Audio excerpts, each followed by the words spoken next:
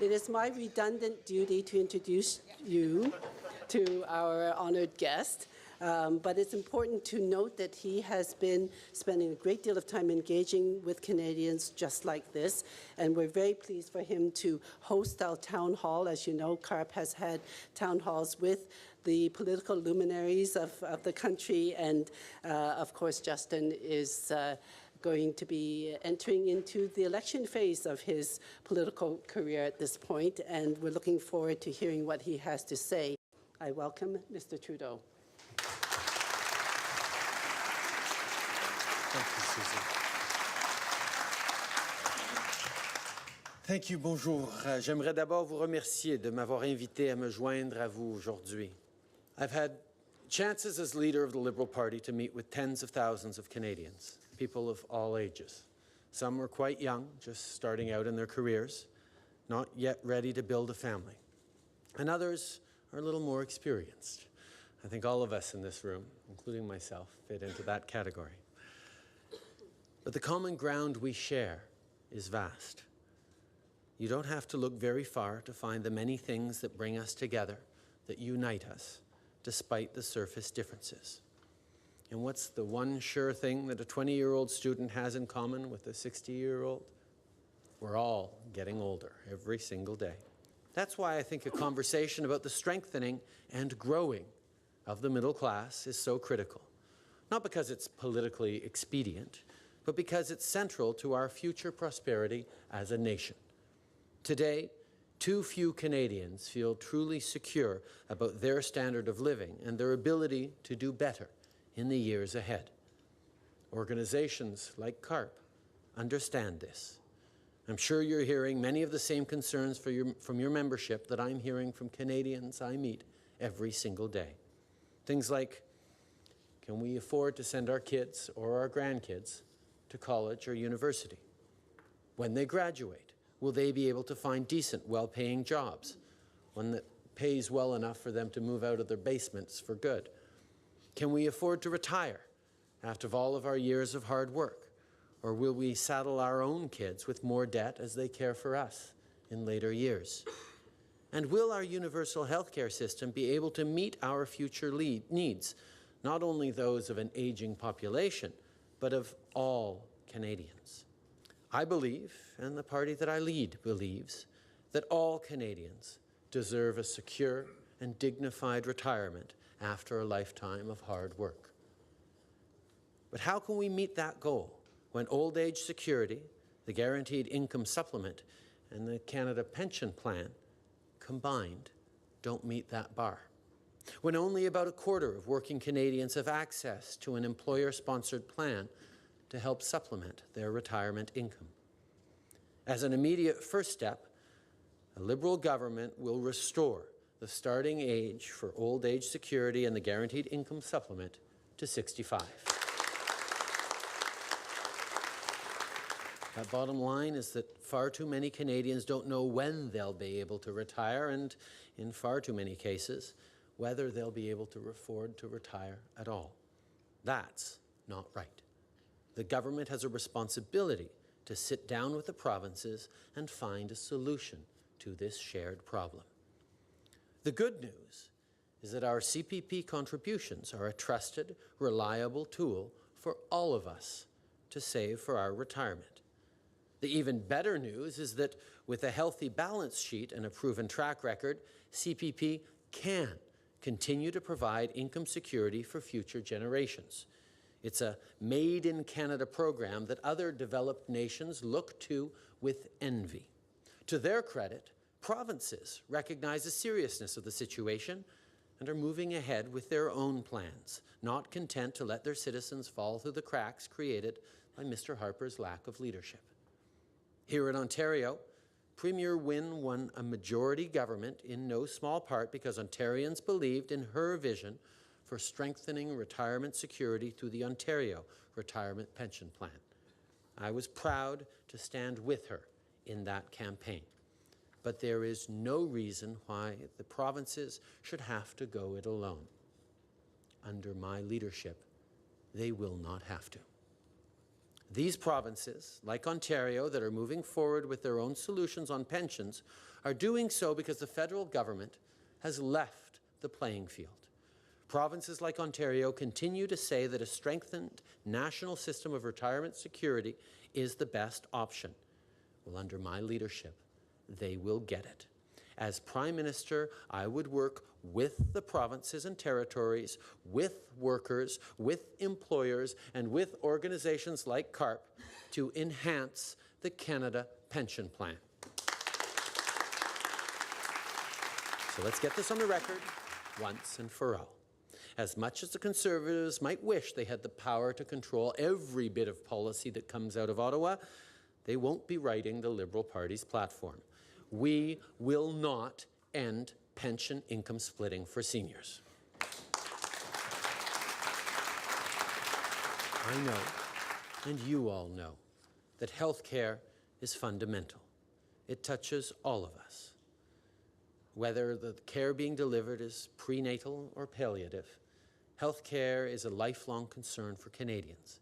It's a top concern for those who find themselves in the position of caring for loved ones and for those who have devoted their professional lives to that care. The sacrifices they make are immense.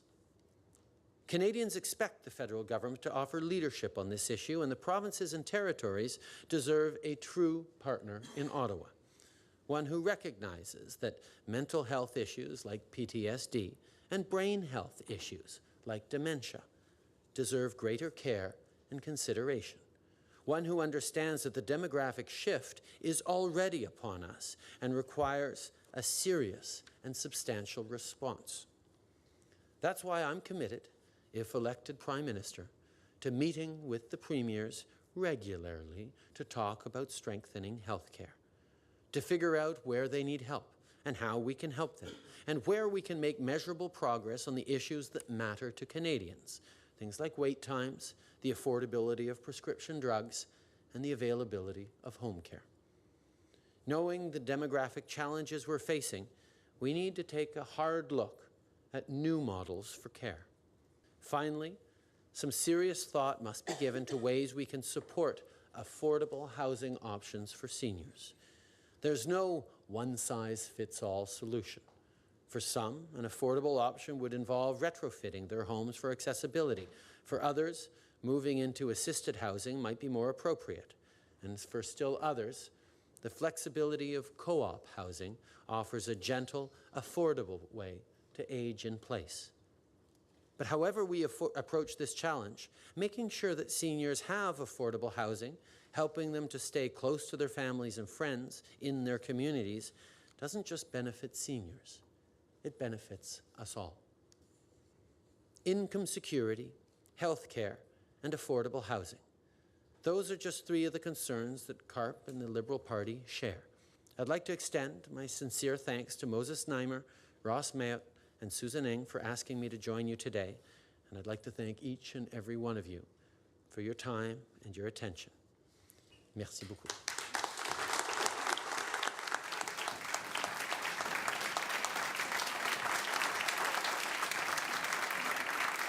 We are an advocacy organization, so despite all of the things that we wanted to hear and did hear today, we still have some questions. Excellent. The first person I'm going to call upon is Bernice REMPEL from Edmonton. Now, you have to know something about Bernice. She just recently participated in a sit-in in the Minister of Health's office in Alberta because she didn't like their pharmacare program.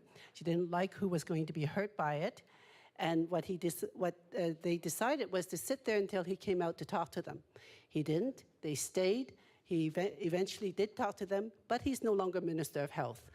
Now, I'm not saying that those facts are connected. They're simply facts. Bernice REMPEL. So if you are elected, would you provide, or would you open discussion on universal national pharmacare? Yes, we are very, very interested in looking at pharmacare. The reality is we don't have the same kind of fiscal situation that the Liberal government left with when we left office in 2005, 2006. We had a $13 billion surplus. We're finally just getting back into surplus.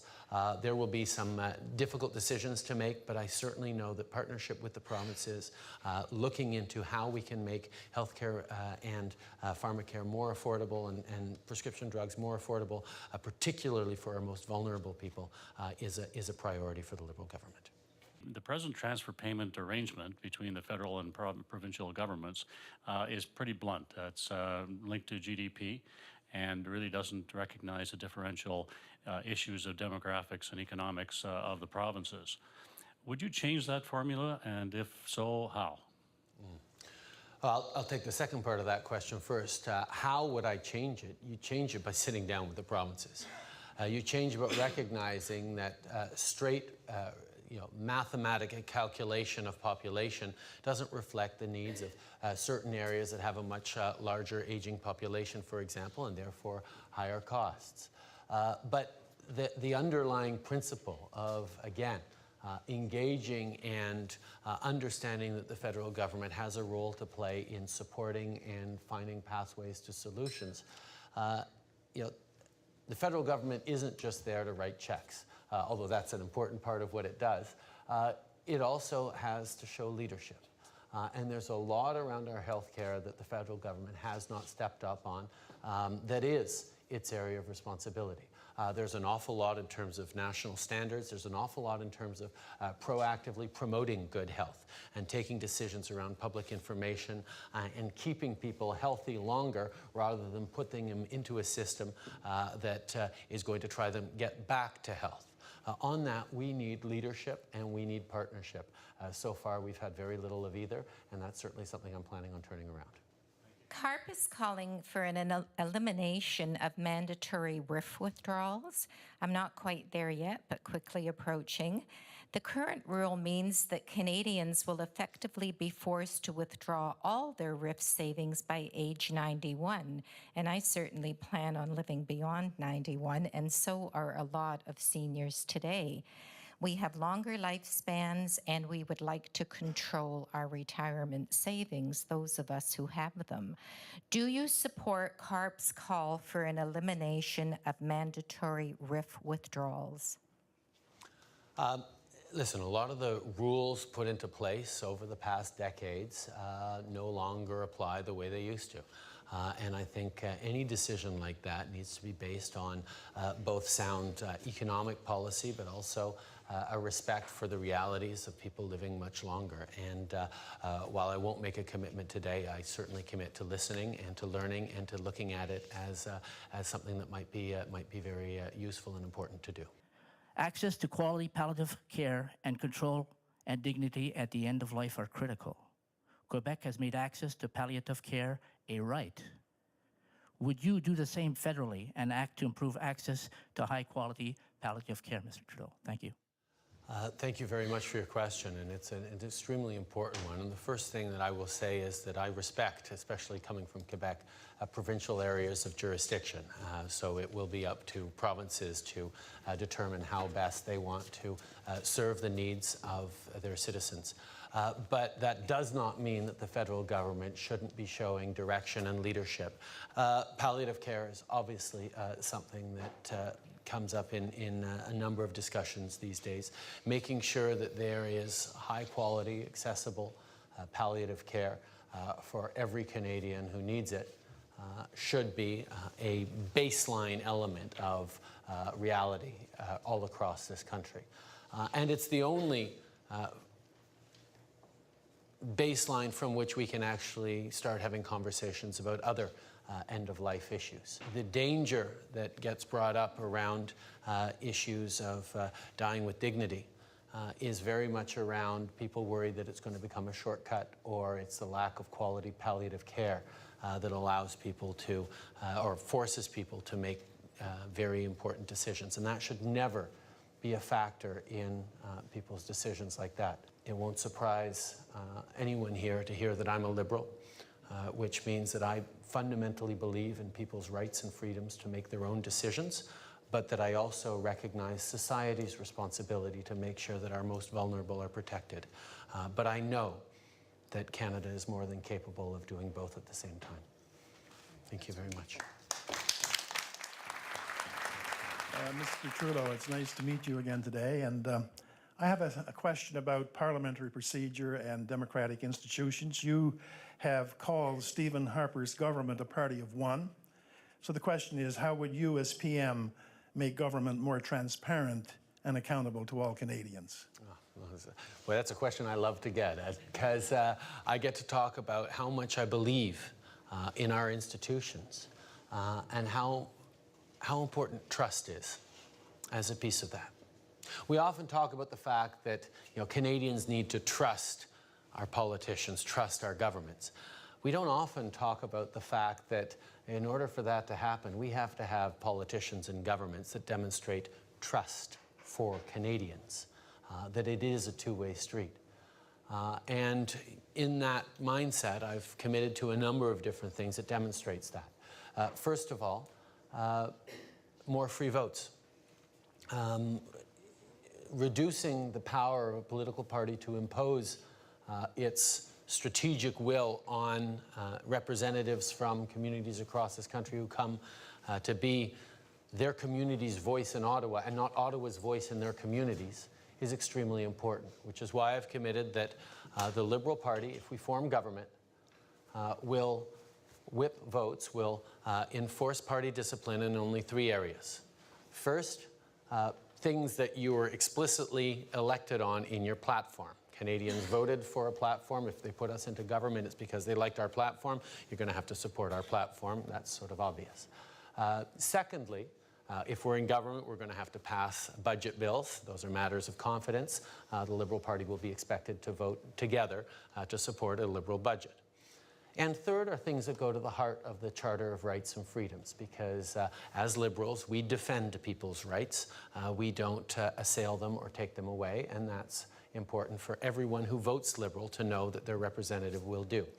But beyond that, I think there should be healthy debate, even within a political party. The employment of older workers is a really serious situation, as most people reaching 65 have to really look at that very carefully at the moment. More than half are unable to financially retire, and we're looking for some help to encourage them to continue working, and more importantly, encourage corporations to employ them. Is there something you could do about that to help us? Well, I think in terms of employment, we have to look at the whole issue of employment. The fact is, we have a need in Canada to grow our labor force at all ages. We need to be able to understand that both of those challenges are not contradictory and they need to be solved. And there are ways to do that. We just actually have to engage responsibly with partners, whether it's the corporations and businesses and small business owners, whether it's educational institutions and training that should be accessible throughout one's entire life to adapt and to adjust to a shifting workforce, and whether it's working with different levels of government. When the Liberal Party talks about education, about the need to reach a higher level of post-secondary attainment across the board, one of the things we also talk about is the need to enhance an RESP so it actually follows an individual throughout their life and isn't just focused on young Canadians, because we know that it's not true that we're all going to have one job or even 1 or 2 jobs throughout the course of our lives. It's more likely for us to have 4 or 5 different careers. Well, far too often in our culture, we put seniors aside. And that is causing a generation that is growing up without a level of not just respect for elders, but of understanding of the extraordinary richness of a life lived amongst different generations. And I think we do seriously need to look at how we turn that around in the workplace, certainly, but elsewhere as well. Thank you, Marie. In the 2011 federal election, I understood that the Liberal Party's main proposal at that time was strengthening retirement security with a supplementary volunteer pension plan without mandatory employer contributions. So the question is, will your Liberal Party then renew the push for a voluntary plan, or do you think there's another voluntary option to answer this question? Oh, I think enhancing the CPP is the way to go. We were proposing something that would have made a difference in 2011, but because of the clear leadership of people like Kathleen Wynne, I think we understand that a full enhancement of the existing CPP is the way to go. What about current seniors who are having a hard time making ends meet now? When you get elected and when you become the Prime Minister, what are you going to do for them? That's a great question, and I thank you for it. The fact is, too many Canadians in this extraordinarily rich country are living in real anxiety, worried about making ends meet, worries about their immediate future, let alone the future of their kids and grandkids. And the fact is that our government isn't doing as good a job as it should. So one of the things we're certainly looking at is stable funding models as opposed to project-based models for community organizations, particularly those that help the most vulnerable. We need to make sure that we're doing everything we can to give them the quality of life that a lifetime of hard work in many cases has certainly deserved. Stability around housing is a huge part of it. There is nothing more worrisome than knowing that you might be out in the street next week, next month, or next year.